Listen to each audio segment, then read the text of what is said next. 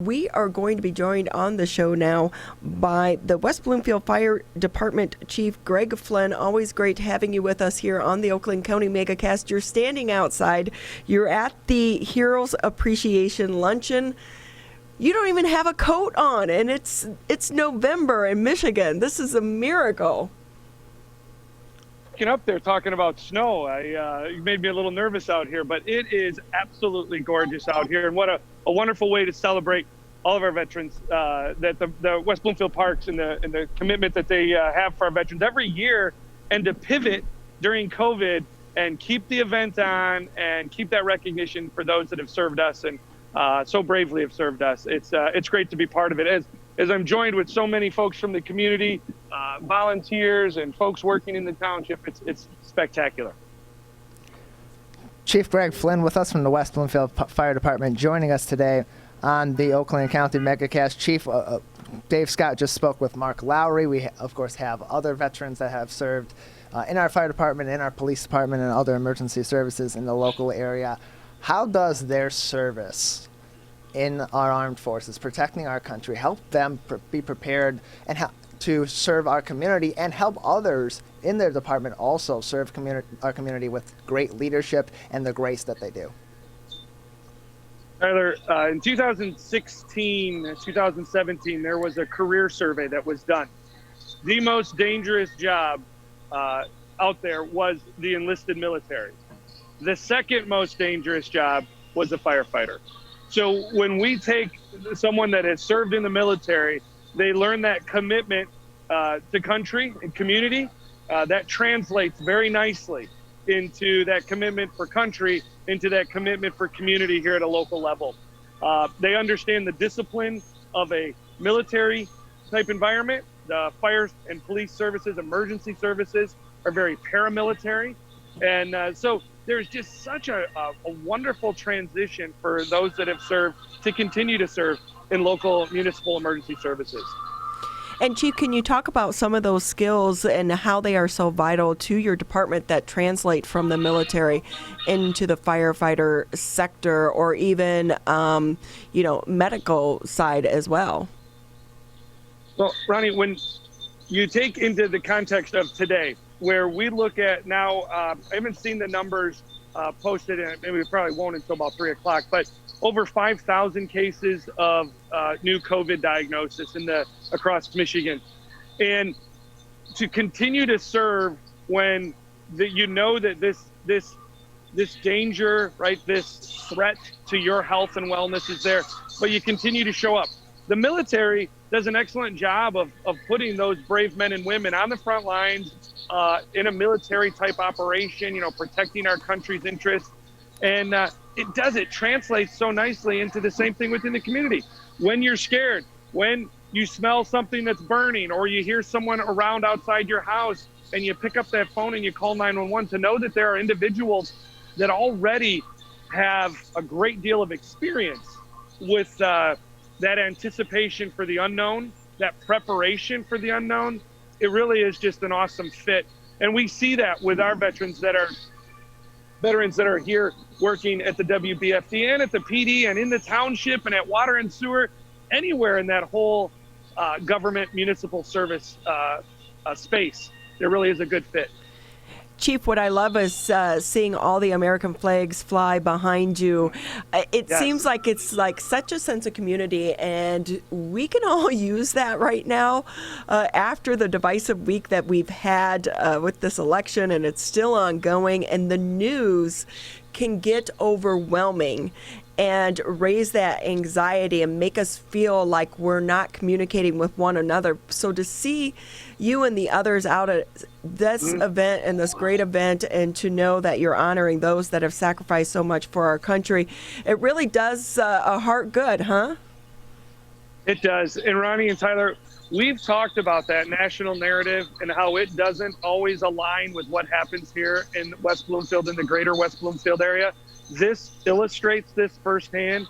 I'm sure there are people that have voted for different candidates lining this sidewalk, but what we all have in common is a true, genuine respect and thanks for those that have served our country and those that are serving our country. I mean, that's what this all represents, right?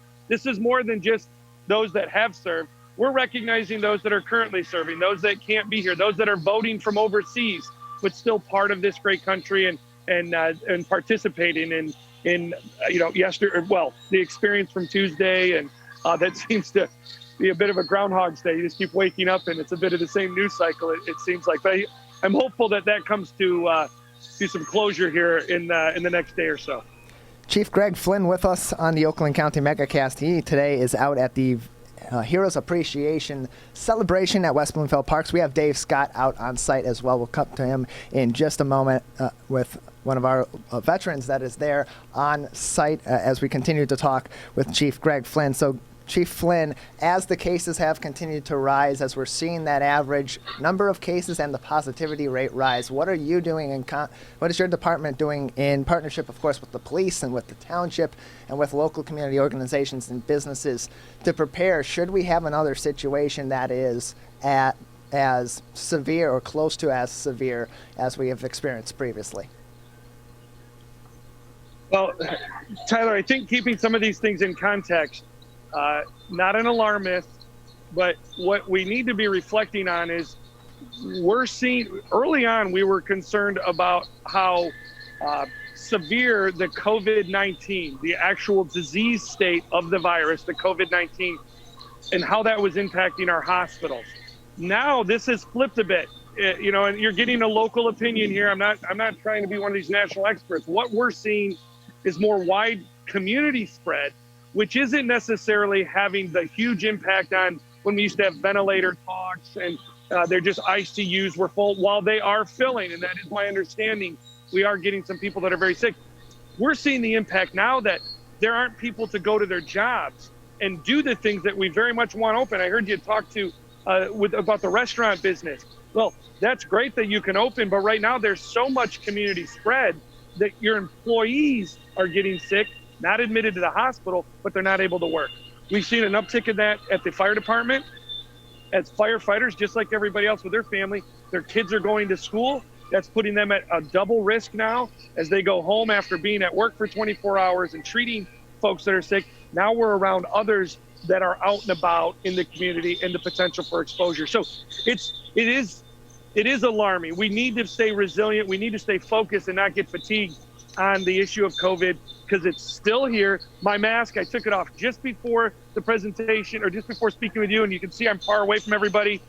We need to keep those best skills up. But maybe we could talk a little bit more next week. I'm sure you want to hear much more from our veterans that are here with Dave and who the real focus is on today. When you're out there and you're talking to some of our veterans that have served and they've seen the horrors of war, and we've been through what we've been through this past 6 months with this election, how does this touch your heart? And when you leave at the end of the day after speaking to some of these men and women, how will you change what you're doing in living your life? Ronnie, I want to maybe take you back a few years for me on the job with the experience that I had. We had a gentleman in the township that would fall often, and his lovely bride would call us and ask us to come and help pick him up, and we always would come through the front door. And he was always very humble and would always apologize for calling us out. Well, it was a bad winter night. We got the call, and she had the garage door up, and we came in through the garage door. And as we came in down this hallway, I noticed a picture of an aircraft carrier, and 2 or 3 of them. And as we went to pick him up, and we got him back in his bed, I said, "Hey, sir, I saw the picture of the aircraft carrier. Was that?" And he said, "Yes, I served on that aircraft carrier. I was the JAG officer." And it helped me as a young medic realize how humble our veterans are. And at no point did he ever bring that up. He was a very senior officer, a long tour on that aircraft carrier. And it really helped me to appreciate that all of those that we bump into in the grocery store, or you see somebody that needs a little bit of help, there's a very, very high probability that they have served our country. And it just kind of helped to ground me that no matter how big and tough we are, at kind of that, if you will, to use maybe not the right term, but the prime of your life, that at some point, all of those who have served will need to be served by someone else. And what an honor that truly is to be there, to lend a hand and to help somebody who has lent his hands and his back and body and mind to help keep me and my wife and my family and all of us safe. They all play a part. And I think that's just something that these events help us to ground ourselves.